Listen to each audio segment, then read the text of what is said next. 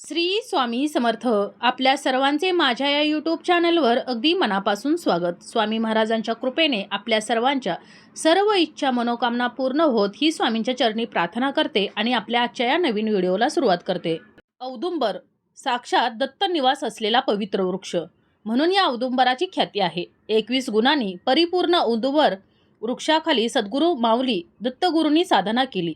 औदुंबराला भूतलावरील कल्पवृक्ष म्हटलं जातं, कारण प्रभू विष्णूंनी औदुंबराला आशीर्वाद दिला आहे की याला सदैव फळं येत राहतील. तसंच या झाडाचं पूजन केल्यानं व भक्ती केल्यानं आपल्या सर्व इच्छा मनोकामना पूर्ण होतील. तसेच या झाडाचे दर्शन घेतल्यानं देखील आपल्या सर्व इच्छा मनोकामना पूर्ण होतील. या झाडाच्या नियमित प्रदक्षिणा घातल्यानं अपत्य प्राप्ती होते, आपल्या घरामध्ये सुख समृद्धी येते, आपल्या घराची भरभराट होते.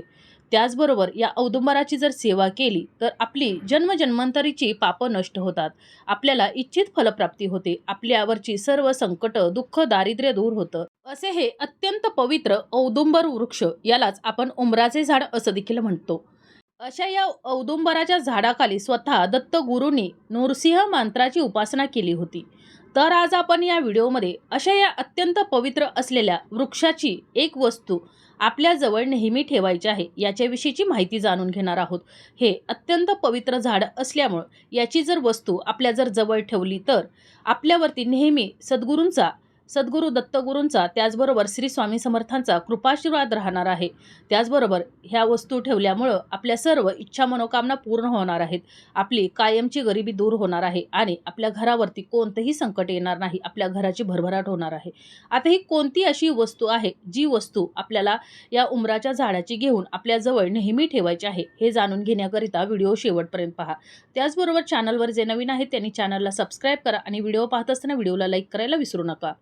आपल्या एका पौराणिक कथेनुसार हिरण्यकश्यपू राक्षसाला मारण्यासाठी भगवान श्री विष्णूने भगवान नरसिंह अवतार घेतला होता. जेव्हा हिरण्यकश्यपूने प्रल्हादाला विचारले की कुठे आहे तुझा देव, तेव्हा प्रल्हाद म्हणाला, चराचरामध्ये माझा देव आहे. हे ऐकून हिरण्यकश्यपूने तिथं असणाऱ्या औदुंबर लाकडाच्या खांबाला लाथ मारली आणि त्या क्षणी या लाकडाच्या खांबातून नरसिंह भगवान प्रकट झाले आणि हिरण्यकश्यपूला त्याच्या राजवाड्यात चौकटीत म्हणजेच उंबरठ्यावर दाबून भगवान नरसिंहाने हिरण्यकश्यपूचे पोट फाडले.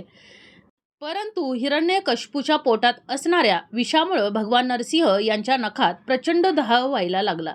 त्यावेळी माता लक्ष्मीने तिथे जवळच असणाऱ्या औदुंबर वृक्षाचं फळ आणून नरसिंहांना त्यांची नख या फळामध्ये खुपसवायला लावली.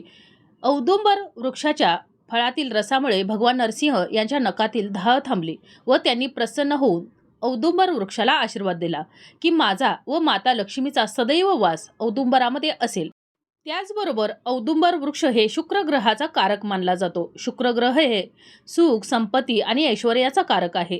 ज्या व्यक्तीचा शुक्र ग्रह मजबूत असतो तर त्या व्यक्तीच्या जीवनात धन ऐश्वर्य संपत्तीची कधीही कमतरता भासत नाही आणि त्याच्या जीवनामध्ये नेहमी सुख समृद्धी आणि त्याच्या कुटुंबामध्ये नेहमी लक्ष्मी मातेचा वावर राहतो. तर आपण हा जो उपाय करणार आहोत तर हा उपाय आपल्याला गुरुवारी, शुक्रवारी किंवा गुरुपुष्यामृत योगावरती करायचा आहे. परंतु आपण जेव्हा हा उपाय करणार असाल तर त्याच्या आधी एक दिवस आपल्याला या उंबराच्या झाडाजवळ जायचे आहे. या झाडाची आपल्याला विधिवत पूजा करायची आहे. औदुंबर वृक्षाला पिवळे तांदूळ आपण अर्पण करायचे आहेत, म्हणजेच अखंड अक्षदा आपल्याला या औदुंबराच्या झाडाला अर्पण करायचे आहेत. त्यानंतर पिवळ्या रंगाची फुले देखील अर्पण करायची आहेत. या झाडावरती भगवान श्री हरिविष्णूंचा आशीर्वाद आहे, कृपाशीर्वाद आहे. त्यामुळे आपल्याला भगवान श्री हरिविष्णूंना प्रिय असणाऱ्या वस्तू या औदुंबराला अर्पण करायच्या आहेत. धूपदीप दाखवायचे आहे, अगरबत्ती दाखवायची आहे. त्यानंतर आपल्याला या झाडाला पाणी अर्पण करायचं आहे. आता हे पाणी घालत असताना औदुंबराच्या वृक्षाला आपल्याला एक तांब्यावर पाणी घ्यायचं आहे आणि या पाण्यामध्ये एक चमच्याभर आपल्याला कच्चं दूध घालायचं आहे आणि चिमूटभर हळद घालायची आहे आणि असे हे पाणी आपल्याला या औदुंबराच्या वृक्षाच्या मुळाशी घालायचं आहे. त्याचबरोबर आपल्याला इथं एक दिवा देखील प्रज्वलित करायचा आहे या वृक्षाजवळ. हा दिवा प्रज्वलित करत असताना तुम्ही कोणत्याही धातूचा केला तरी देखील चालू शकतो, परंतु शक्य असेल तर मातीचा किंवा कणकेचा दिवा प्रज्वलित करावा. त्याचबरोबर या दिव्यामध्ये देखील आपल्याला चिमूटभर हळद आणि एक लवंग टाकायचे आहे. लवंग ही लक्ष्मी स्वरूप असल्यामुळं लक्ष्मी मातेचा कृपाशीर्वाद देखील आपल्याला प्राप्त व्हावा.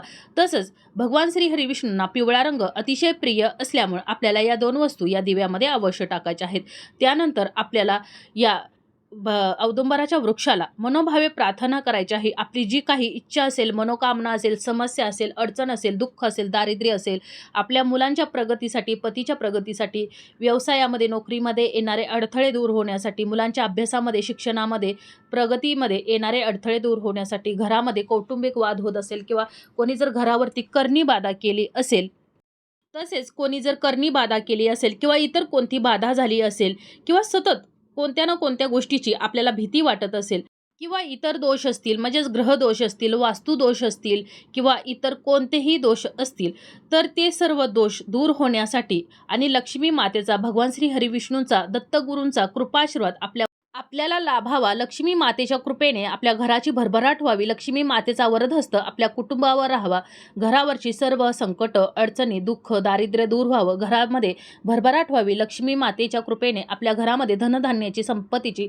कधीही कमतरता भासू नये, अशी ही प्रार्थना आपल्याला या तिन्ही देवांना करायची आहे. त्यानंतर आपल्याला या 11 प्रदक्षिणा करायच्या आहेत. या प्रदक्षिणा करत असताना आपल्याला दत्त दिगंबरांच्या महामंत्राचा जप करायचा आहे. तर हा मंत्र म्हणजेच दिगंबरा दिगंबरा श्रीपाद वल्लभ दिगंबरा असं म्हणत म्हणत आपल्याला जितका जास्त होईल तितक्या वेळा आपल्याला या मंत्राचा जप करत या 11 प्रदक्षिणा पूर्ण करायच्या आहेत. त्यानंतर आता ही प्रदक्षिणा झाल्यानंतर आपल्याला जो उपाय करायचा आहे, एक वस्तू आपल्याजवळ नेहमी ठेवायची आहे, ती म्हणजेच आपल्याला या औदुंबराच्या झाडाचं मूळ. तर आता आपण या दत्तगुरूंना, भगवान श्री हरिविष्णूंना प्रार्थना करायची आहे की मी आपले मूळ नेण्यासाठी उद्या येत आहे, तर आपण कृपा करून माझ्यासोबत माझ्या घरी यावं आणि आपला कृपाशीर्वाद द्यावा, अशी प्रार्थना करायची आहे. आणि दुसऱ्या दिवशी म्हणजे शुक्रवारी, गुरुवारी किंवा जर गुरुपुष्यामृत योग असेल तर त्या दिवशी सकाळी उठून अंघोळ करून आपल्याला या औदुंबराच्या झाडाखाली पुन्हा जायचं आहे आणि या झाडाला पुन्हा एकदा प्रार्थना करायची आहे आपल्या घरी येण्यासाठी, कृपाशीर्वादासाठी. आणि या झाडाखाली जाऊन आपल्याला एक दिवा प्रज्वलित करायचा आहे पुन्हा एकदा. त्याचबरोबर आपल्याला एक तांब्याभर पाणी या झाडाच्या मुळाशी घालायचं आहे आणि त्यानंतर हा दिवा लावत असताना या दिव्यामध्ये आपल्याला चिमूटभर हळद टाकायला विसरायचं नाही. पाण्यामध्ये देखील आपल्याला 1 चमचाभर कच्चं दूध आणि चिमूटभर हळद टाकायला विसरायचं नाही. आणि त्यानंतर आपल्याला या औदुंबराच्या झाडाची एक छोटीशी मुळी काढायची आहे आणि ती मुळी घेऊन आपल्या घरी यायचं आहे. त्यानंतर आपल्याला ही मुळी गंगाजलाने किंवा स्वच्छ पाण्याने धुवून काढायची आहे, साफ करायची आहे. त्यानंतर आपल्याला देवघरामध्ये आपल्या एका पाटावरती पिवळं वस्त्र अंथरायचं आहे. त्याच्यावर थोडीशी चण्याची डाळ ठेवायची आहे आणि या चण्याच्या डाळीवर हे मूळ ठेवायचं आहे आणि त्याची पुन्हा एकदा आपल्याला विधिवत पूजा करायची आहे. पूजा करत असताना देखील आपल्याला या मुळीवरती अखंड अक्षदा पिवळ्या रंगाच्या अर्पण करायच्या आहेत. त्याचबरोबर इथं देखील आपल्याला दिवा लावायचा आहे आणि त्यानंतर आपल्याला विधिवत म्हणजेच धूप, दीप, अगरबत्ती लावून आपल्याला या मुळीची विधिवत पूजा करायची आहे. आता ही पूजा झाल्यानंतर आपली जी काही इच्छा असेल, मनोकामना असेल, तर ती सर्व पूर्ण करण्यासाठी आपल्याला माता लक्ष्मी, भगवान श्री हरिविष्णू आणि दत्तगुरूंना प्रार्थना करायची आहे. मग तुमची जर अडलेली कामं असतील किंवा ग्रहदोष असेल किंवा संतान प्राप्तीच्या इच्छा असेल, धनप्राप्तीची कामना असेल किंवा मुलांच्या प्रगतीमध्ये, पतीच्या कामामध्ये येणारे अडथळे असतील, जी काही इच्छा असेल, मनोकामना असेल, घरातील दुःख, दारिद्र्य दूर होण्यासाठी जे काही आपल्या मनामध्ये असेल, तर ते सर्व अगदी मनोभावे आपल्याला या तिन्ही देवांना बोलायचं आहे, प्रार्थना करायची आहे. आणि त्यानंतर आपण ही जी मुळे आहे, तर ही मुळी तुम्ही तुमच्या देवघरामध्ये देखील ठेवू शकता आणि दररोज सकाळी आणि संध्याकाळी देवाची पूजा करत असताना या मुळीची देखील पूजा करू शकता. परंतु ही मुळी आपण जर देवघरात ठेवत असो तर या मुळीच्या खाली आपल्याला वस्त्र ठेवायचं आहे, पिवळ्या रंगाचं वस्त्र अंथरायचं आहे आणि त्याच्यावरती ठेवायचे आहे. आसन करून आपल्याला ही मुळी ठेवायची आहे, अशी जमिनीवरती म्हणजेच देवघरामध्ये ठेवायचे नाही. तर हे आसन पिवळ्या रंगाचंच असावं. त्यानंतर जर तुम्हाला एखाद्या जर डबीमध्ये जर ठेवायची असेल तर या डबीमध्ये आपल्याला कुंकू घालायचं आहे. मग ही डबी तुम्ही कोणत्याही धातूची घेऊ शकता, चांदीची, स्टीलची किंवा इतर. आणि या डबीमध्ये कुंकू घालायचं आहे आणि या कुंकवामध्ये हे मूळ घालून आपल्याला ठेवायचं आहे. त्यानंतर आपल्याला दररोज आपल्या देवांच्या पूजेबरोबर या मुळीची देखील अवश्य पूजा करायची आहे. आणि त्याचबरोबर आता हा मार्गशीर्ष महिना सुरू आहे आणि या मार्गशीर्ष महिन्यामध्ये जर तुम्ही हा उपाय केला, कारण हा मार्गशीर्ष महिना भगवान श्री हरी विष्णूंना, माता लक्ष्मीला, तसेच या महिन्यामध्येच श्री दत्त गुरूंची जयंती देखील येत आहे. त्यामुळं आपण जर या महिन्यामध्ये जर हा उपाय केला तर याचे आपल्याला अधिकाधिक फल प्राप्त होणार आहे आणि अत्यंत पवित्र महिना असल्यामुळं आणि त्याचबरोबर या तिन्ही देवांना समर्पित असल्यामुळं आपल्याला याचा नक्कीच फायदा होणार आहे आणि आपल्या सर्व इच्छा मनोकामना पूर्ण व्हायला लवकर सुरुवात होणार आहे. आणि माता लक्ष्मीचा वरदहस्त, भगवान श्री हरी विष्णूचा वरदहस्त, श्री दत्तगुरूंचा कृपाशीर्वाद आपल्याला लाभणार आहे आणि त्यांच्या कृपेमुळे आपल्या घरावरची संकट, दुःख, दारिद्र्य दूर होऊन आपल्या सर्व मनोकामना पूर्ण होणार आहेत. आणि जर शक्य झालं नाही तर तुम्ही इतर कोणत्याही महिन्यामध्ये किंवा इतर कोणत्याही दिवशी केला तरी देखील चालू शकतो. परंतु हा अत्यंत पवित्र महिना असल्यामुळे तुम्ही जर या महिन्यामध्ये हा उपाय केला तर याचा तुम्हाला नक्कीच जास्तीत जास्त फायदा होणार आहे. भगवान श्री हरी विष्णू, माता लक्ष्मी आणि श्री दत्त गुरूंच्या कृपेने आपल्या सर्वांच्या सर्व इच्छा मनोकामना पूर्ण होत, येणारी सर्व संकट, दुःख, दारिद्र्य दूर होत ही स्वामींच्या चरणी प्रार्थना करते आणि आपला आजचा हा व्हिडिओ इथंच थांबवते. तुम्हाला ही माहिती, हा व्हिडिओ कसा वाटला हे कमेंट करून जरूर कळवा. माहिती आवडली असेल तर व्हिडिओला लाईक करा, चॅनलला सबस्क्राईब करा आणि हा व्हिडिओ जास्तीत जास्त शेअर करा.